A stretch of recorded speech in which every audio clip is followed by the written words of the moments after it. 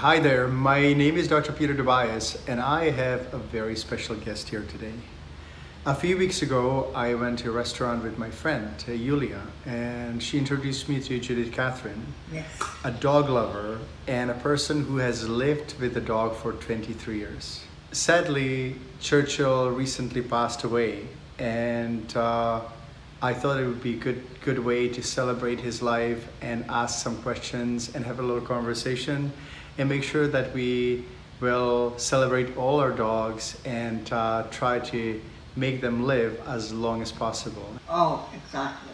Now tell me, Churchill Graham is quite an unusual name for a dog, and I would like to know how you gave him the name and how it all started. My dog's name is Churchill Graham, and I named him Churchill Graham because there are two people that I enjoyed reading about, and that's Winston Churchill and Billy Graham. I have all their books, and so when Churchill came about, that's how I named was his name. Churchill Graham. Yes, and I've called him that for 23 years, and I think of him now as Churchill Graham. Yes. Amazing. Do you think that dogs kind of come with the name, that you just download it from somewhere? How do you think it happens to give our dogs names? Well, I looked at Churchill Graham when I first had him, and Churchill was he was a quiet person, but he had a maverick about himself where if you let him out the door, he'll get himself lost, and I would have to find him. That's when he was a puppy. As he grew older, he had that look of gallantry and the look of importance. And he had the whites on his face. He looked even more dignified. Dignified, thank you. That's the word, dignified. Yes. Yeah, nice. Yes. Tell me a little bit about yourself and how you adopted Churchill Graham, how it all started. I am from Hawaii, and I was born on Oahu, and I'm a board-certified canine animal muscular therapist, which means I can help canines as well as horses, bunnies, cats, any animal you give me, I will attempt. I met Churchill through a friend who was supposed to take care of Churchill. And he was instructed by the original owner who was moving to Taiwan to stay. So he instructed that dog, who was called Roscoe then, to not be returned to the Humane Society. That person who took care of Roscoe in time was returning Roscoe to the Humane Society, and I was there when he made that decision. So what I told him is that, how could you do this? And he was insistent, and so that's when I said, let me take Roscoe and have him a few nights. Out of a few nights, it became 23 years. Out of a few nights, it came 23 years. Wow. Yes. Do you remember the moment when you decided to keep him? You just said, that's it, I'm keeping you. Well, yes, because when I kept him for that 3 nights, I didn't take him into the bedroom or any place that it was confining feeling. I wanted to be open. So I took him into the living room and I made it very spacious for him. And then he just listened to me, and then I slept with him each night, right next to him. And I would speak to him, allow my energy for him to experience, and for me to experience his energy. And then I found him to be very loving and caring, and so I decided I need company. It was just myself. It clicked, and we were meant for each other. We're meant for each other. Yes. That means that Churchill Graham wasn't a puppy when you got him. He was an adult dog. He was about 1 year of age, but to me he was a puppy. He was a puppy. Yes. He was mischievous.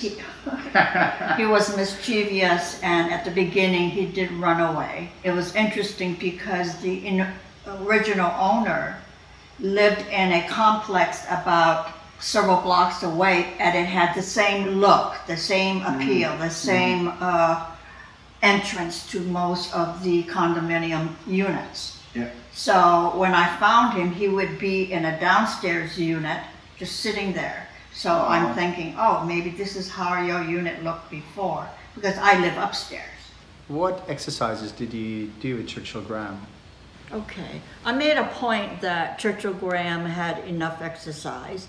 I lived on the second floor of a condominium complex, so at least 4 times, 1 hour each, I would walk him, and we'd do the entire complex. And I thrived on routine for Churchill Graham. And there were 2 pathways we can walk the complex, only 2 ways. And I find that following a routine that would be safe for Churchill for a simple reason. If he started to be a rascal and ran away, he'd follow that path and would know the path. He'd know the people in that pathway, and they would know him as well. So that 4 times an hour each time, we do the walk, run, and skippity-doo, and allow him to smell. I would have To be a dog, right? To be a dog, because dogs want to smell, they want to leave their mark. And so that was important. So that was his walk, it was not my walk. I wonder how Churchill was with other dogs. The only thing I was conscientious for Churchill is to be sure he didn't fear a lot, okay? Phobia. That he felt safe. How did you do that? When I walked Churchill when he was a puppy, in my mind a puppy, but he was 1, 2, 3, okay? When I walked him, and if there was another dog approaching us with an owner on a leash, and Churchill's on a leash, I can tell if the approaching dog would be aggressive, barking and growling, because that dog sees Churchill Graham, okay? So I would stop, sit to my left, sit, stay, to Churchill Graham. He sits and he stays. I actually, if an approaching owner with their dog is coming, I actually will give them instructions. I say, because they're pulling their dog. The more taunt they got with their dog, the more aggressive their dog got. So I would tell the owner, it's okay. It's okay with my dog. Allow your dog to smell Churchill. When he recognizes I'm not pulling at his leash or even tightening the leash, and I am quiet myself, I have a comfort level within myself, he becomes comfortable. So you breathe and you try to calm yourself. I'm just very comfortable. Yeah. I may be even singing. The leash is almost like an antenna. It's a loose leash. But it's also a connection with me. With the guardian. Yes, because he doesn't feel a tautness. You created a safe place for him and made him understand what to do when he was around dogs that weren't as friendly, and it worked really well. The reason I did this is because my practice is working with dogs. Mm-hmm. So when I used to have a place, a therapy room that I went to daily, Churchill was always there. If one of my patients was aggressive, and Churchill is in there, I allow them to social, that dog becomes mellow right fast. Hello? That is so yes, nice. because Churchill is mellow. You know, you're talking about Churchill being such a well-behaved dog, and I see many people having problems with aggression. And I find that quite often it is misperceived, because dogs are social creatures and they like to say hello to other dogs, and people sometimes misperceive it as aggression, and it becomes a big deal, and then the freedoms are restricted and they can't really be off leash and say hello to other dogs. So it's just kind of vicious circle in a way. What do you think of collars and what effect they have on dogs? I don't appreciate dog collars very well Why? because it affects the trachea and the physical structure of the dog's neck and body.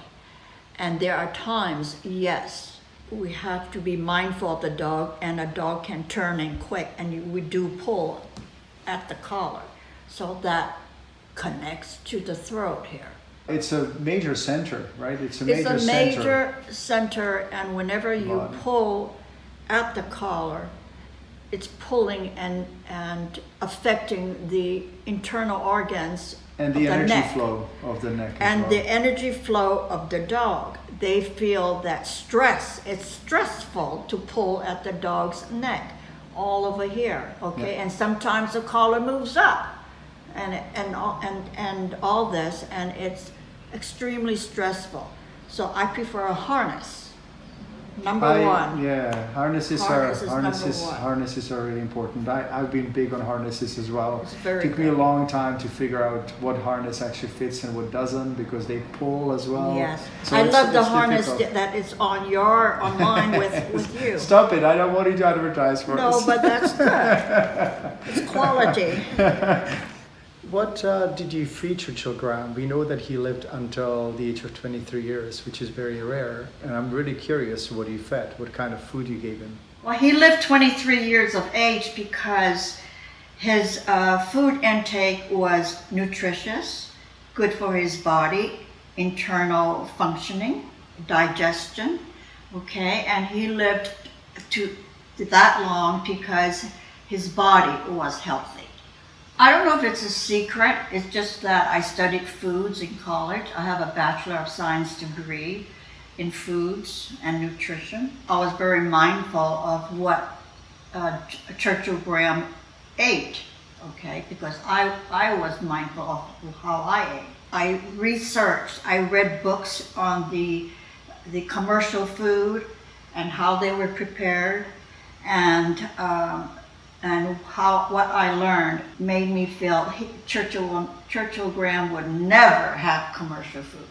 Never. Never, ever. Because as I said, I studied how the food were made, how they're manufactured. And I learned how prolific the companies became. It is like they're not focusing on dogs and what nature intended them to eat, right? Yes, they were focusing on what kind of profit they could make. So what would be Churchill's regular dinner? I made sure that he enjoyed each taste, and he enjoyed all of the meats.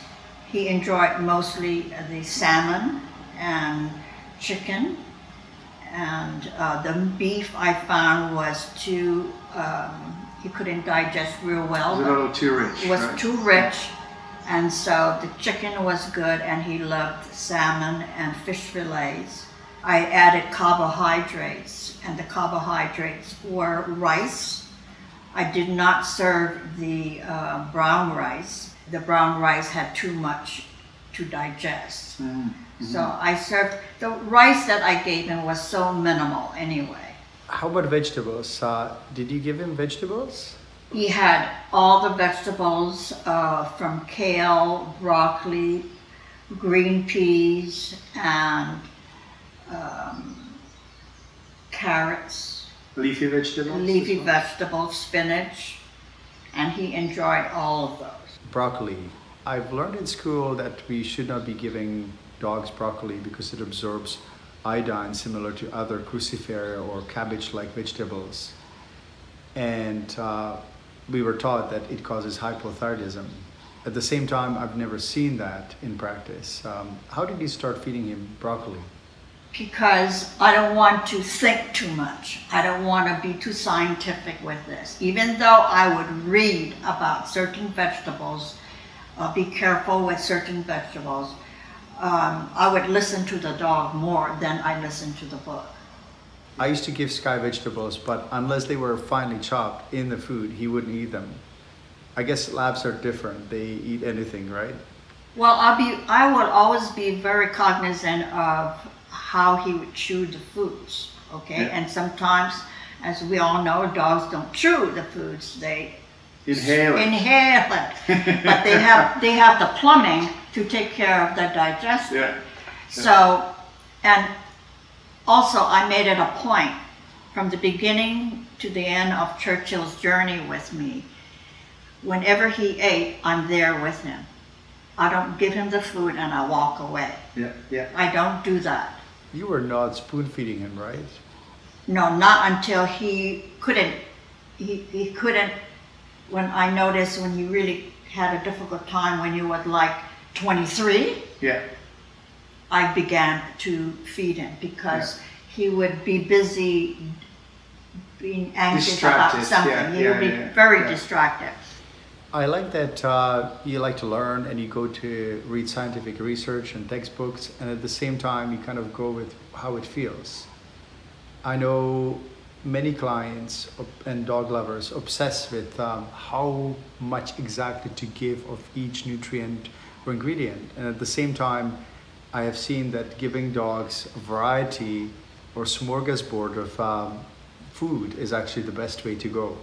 I never obsessed. It was something that I learned because I studied nutrition, and I found that if I became too obsessed with rules and regulations versus moving with the energy of how the dog received it and all that, I think the dog, that's why Churchill was very healthy. He was healthy to the end. So again, variety. It seems like you've been giving him a lot of variety of food.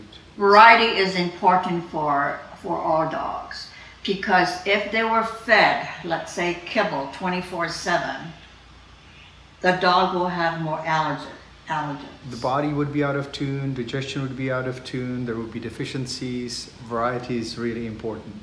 Yes, variety was very important. So my freezer would be filled with a variety of meats, a variety of fish fillets, and I'd also be filled with a variety of frozen vegetables.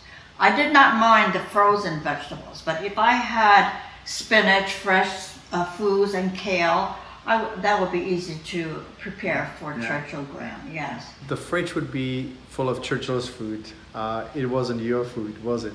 But you know, I could eat those foods too. Uh-huh. Right? Yeah, that's the beauty of it, isn't it? Yeah, so it was not expensive. When I would bring it up to my clients about changing the nutritional input for their dog, immediately they thought it was too expensive. But everyone discovered how much easier it was on their pocketbook because they were eating foods themselves. They would change their diet. Dogs come to us to make us healthier, don't they? Oh yes. So you were That's saying... interesting to put it that way. It just turns around, yeah. What was Churchill's favorite food? Salmon, steamed salmon, and with it he had either a vegetable. It could be kale, chopped kale, or chopped broccoli, and then also I would give him some rice, and it's only about 3 full tablespoons of rice and a whole maybe a portion of filet that was steamed. And the best part, he loved when the skin of the salmon was crispy, so I did that separate for him. Crispy salmon skin. Crispy salmon skin, and it's very nutritious, right? And so I would put that on the side, and that would be his treat. In addition to that, I would serve him pumpkin, and pumpkin is a good fiber, and it provides a better elimination for the dog. And also Perfect number 2. Perfect number 2. I know, every dog lover is so happy with perfect number 2. I know it from my own. Like, if you see a nice, perfectly formed poop, there's nothing better, right? I always study the poop. I'm looking at it as I'm picking it up and being a good citizen for the grounds. I pick it up, I'm looking at it, perfect. Perfect.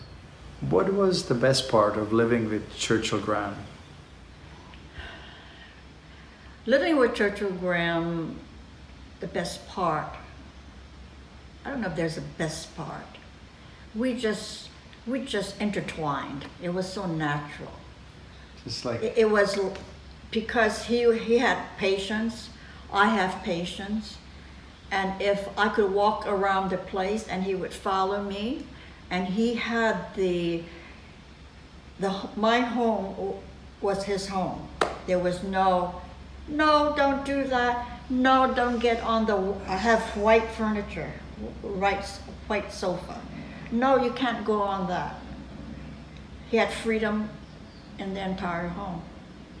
yeah, freedom. So part of It- good and long life is to give our dogs a freedom to be. A freedom to be. Freedom to be. And if I walked a certain area, he would watch me, and if I sat, then he would come. Okay, and then be with me. And if he decided not to be with me, he'd walk in the other area. So it was where we were very comfortable with each other.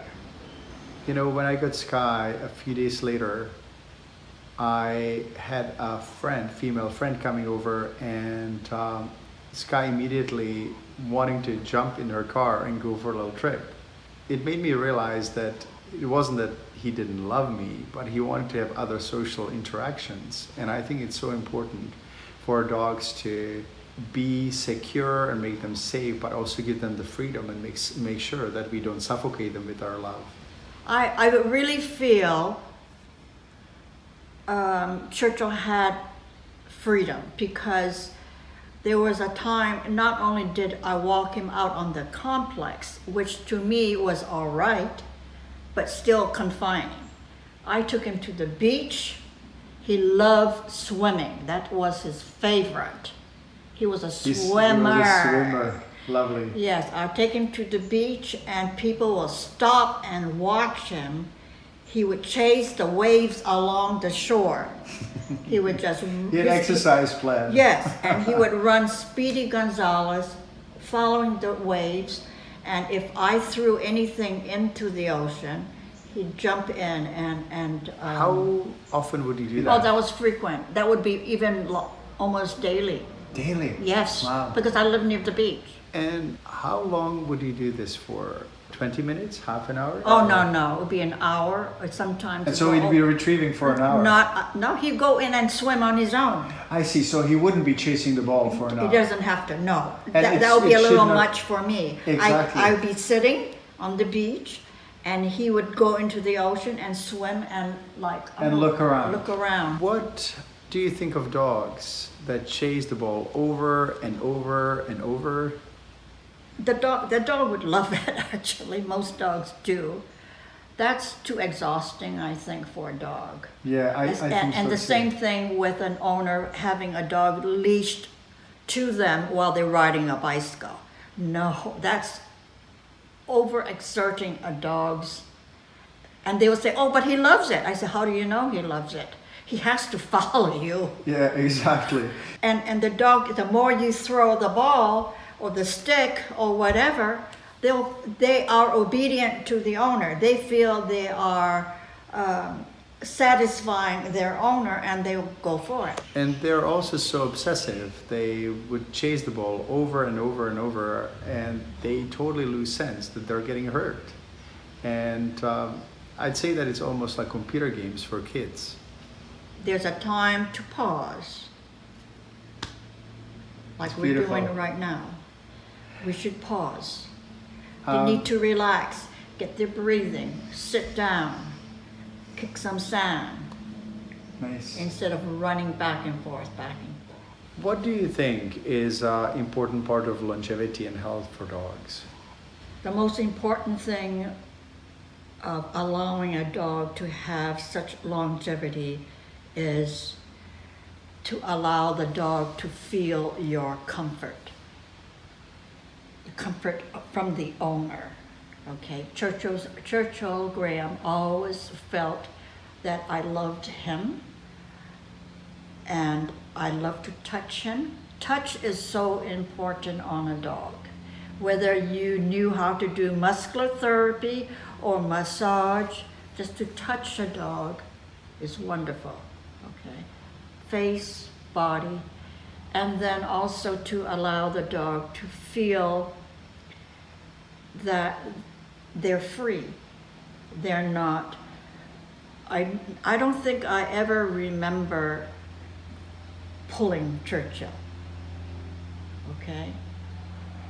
So you respect him, you respected him, and I and respect respected his space. freedom. I respected he being a dog, even though I feel psychological and physiological feelings are acutely the same as mine. Because I could feel the way I felt.